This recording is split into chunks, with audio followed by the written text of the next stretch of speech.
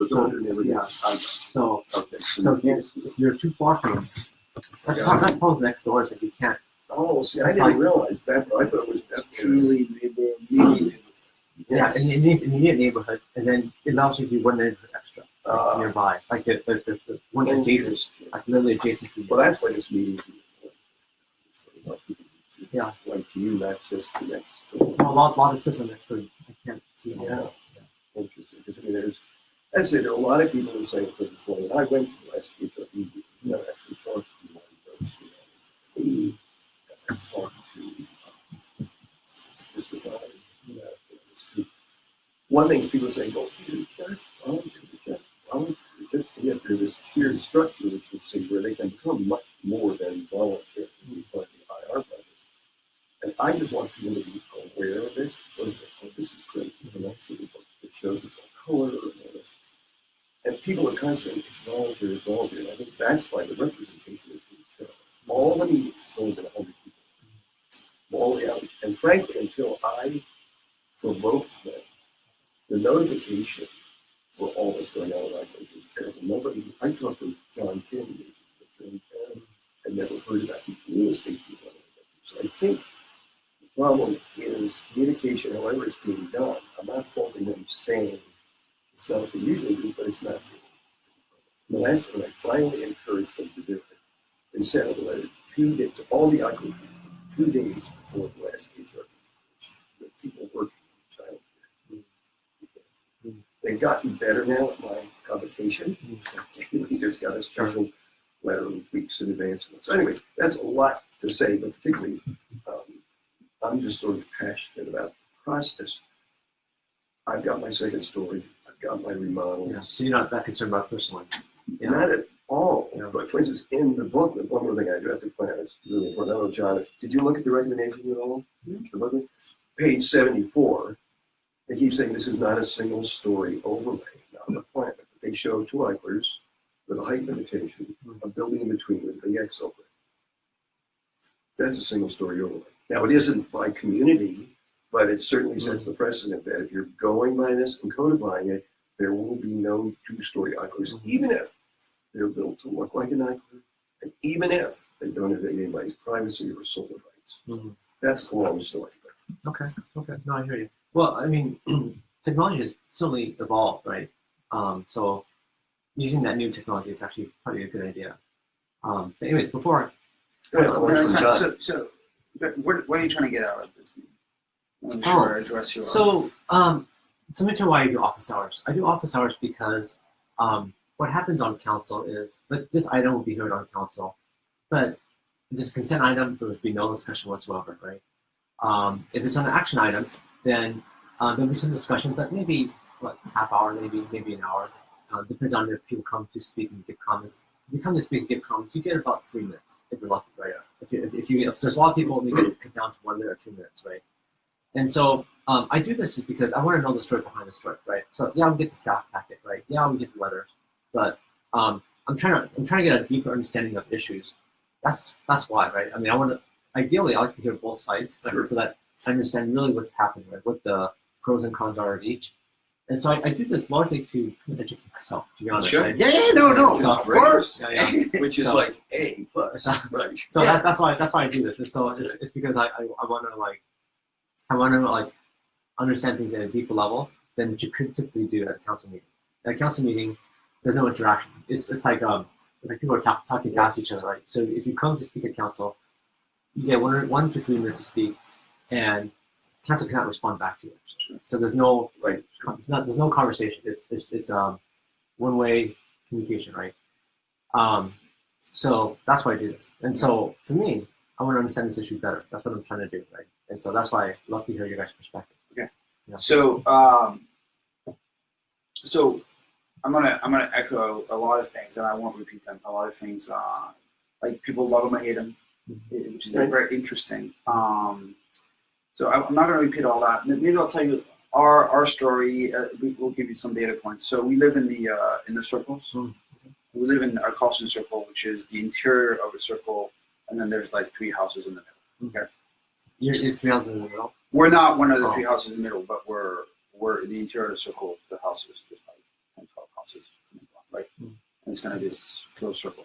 And so what happened actually maybe a year ago was when you would drive into that circle, there's a front house, and one of my neighbors who's two houses down was saying, "Oh my God, this was always like the attraction, the jewel, because it kind of get the tone for the whole circle." So it was arguably the best house of the circle. Okay.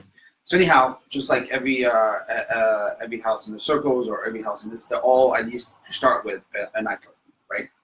And so this gentleman that everybody knows the neighbors in that circle. It's like, right? Sort of this. And he wanted to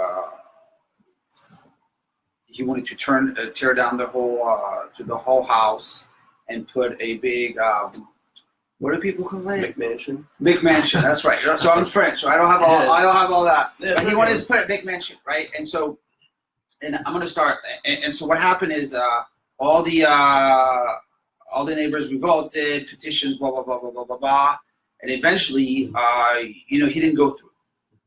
And he decided, at least for the time being, he moved out. He rented his house. I think he's renting on Waverly and a big mansion. And he's probably not very happy, and the neighbors are happy, and so on, right? But so but if you go back to why did the neighbors revolt, right? So there were kind of three items. The first one was privacy, and it wasn't going to hurt our privacy, but it was sending a tone. We certainly felt it clearly for ourselves. And I'll tell you what, our house is, yes, the reason I haven't done my windows because it's $3,000 a pop or more, and the windows are each the size of this, and they're floor to ceiling. Actually, they go high, right? And so that's our backyard, right? If you look at the front of our house, we have like 2 mini windows. It's like a jail. But on the back, so people look, oh, this is a crappy house, and you come into the back, and it's like you're inside outside, right? And so, and then we have a pool, and then we have the fence, and then we have the neighbors, right? And so if you go through that scenario where somebody puts a second-story house with windows, you're going to see into the pool, into all of the living room, all of our kitchen. I mean, it's just like wide open. And a matter of fact, this happened to us. We used to rent on Waverly, between Waverly, so not far from Meadow. Okay, so you start from Meadow and you kind of go 10, 12. We used to rent an Eichler there, which had some big windows, not as big as our current house, but had some big windows, all in the living room. And guess what? They built a big mansion, and this was a smaller house, so we were farther away from the fence. The backyard was bigger, just because of the way it's all 6,000 lots. This was more of a square background. Ours is more rectangular. So anyhow, more background deep, more yard deep, no pool. We were renting. They put a big mansion with a balcony, with a balcony, and it was just they got on the balcony and it was straight shot into all the house. And so, so if you go back to that, right, the first one, you hear me a lot. I hear about privacy, and I really appreciate what you did, which is put a second story with almost no windows or little windows. And there's always, I mean, you can't have any windows, but. And so I think number one is for us what we care about. When I saw people care about was their privacy, and why people, this was initiated by the neighbor that was basically going to get the most impacted by this big mansion coming out. And I think the number one where people rallied around him, and he's a very easy guy. Okay, he's not like. But because he was like, they're going to have windows, and it was very clear that we're going to have windows that would look into his backyard, and so we saw as ourselves, we kind of said, yeah, we're going to have the same issue if our neighbor or neighbors do this, right? So that's the number one. The number two was, and my wife felt strongly about that. I didn't feel as strongly about that. Was like, it's not going to fit with the atmosphere of the neighborhood, and I think this one's very, very. It's one of those you can't put data on, right? Privacy, windows. I mean, I could put a math equation to this, right? It's you can define surface of the windows, height of the windows, which you can put a math problem to it. You can put a formula, yes or no. The whole style very hard to describe. So this one house was going to be very different into its style. They were going with the columns. So I don't know if you know, you've seen Eichlers or you've been into Eichlers maybe? Yeah. So the styles like modern. You made offers on Eichler, by the way. You made offers on Eichlers. Yeah, Yeah, sure. yeah. So you know the space well. Okay, so true. So a lot of people, and I'm much less sensitive to that, but they were obviously right. That's why I bring it up. Is a lot of people say, well, this is not going to fit with all the houses. And by the way, one of my best friends, which is 2 houses down, added a second story on his Eichler. The Eichler next to us, we're very close to the neighbors too, they added a second story too. Okay, so I'm not against second story and the whole mass and everything. I get it, and the counter to that is if you want to add value to all these properties, you got to add square footage and stuff, Sure. right? So, economics, right? So, but I think people were very concerned, and now I get it. I actually, with time, we're very concerned is like this is going to stick out as a type of house that doesn't fit into all the Eichler modern building and so on and so on. And you've seen plenty of houses that come out very modern looking, that probably fit way more than a Mac mansion with a lot of columns, right? And so people cared about that and the size and so on. But number one is privacy. Number 2 was kind of style. I hear you. I mean, I don't know if you go down to the colors and so on, it gets tricky. But anyhow, what I care about is privacy. So. Can I just, Sure. Yeah, jump in. No, because I've Jump in. been, okay, first, the whole idea of privacy also is a little bit of a fallacy. You can build a treehouse or a play structure that goes well up over the fence line and totally invade your privacy, and it's a non-permitted structure. Yeah. And you can then take me to court and do all that, but legal, it's legal. Absolutely. So that's number one. Yeah. Number 2, the privacy, what happens across the street, or we back up, we're at the end of Los Angeles track, the guy behind us, we're flying with, built a garage with a picture window as big as that in his garage, looking at our fence, such that it looks right into our bed. Non-Eichler. What we did was we planted some Pittosporum, it grows like a weed, and 1 summer later, we don't even know he's there. That's being a good neighbor. Okay. I think if you're going to apply this to Eichlers, why aren't you applying it elsewhere? I mean, there are some buildings put up in Palo Alto in neighborhoods like Old Palo Alto, so they are horrible. Why is nobody caring about that? And I guess it's because the Eichlers are sort of a sacred cow. But, go ahead. No, go. I'll let you finish. So they are a sacred cow, but I think again,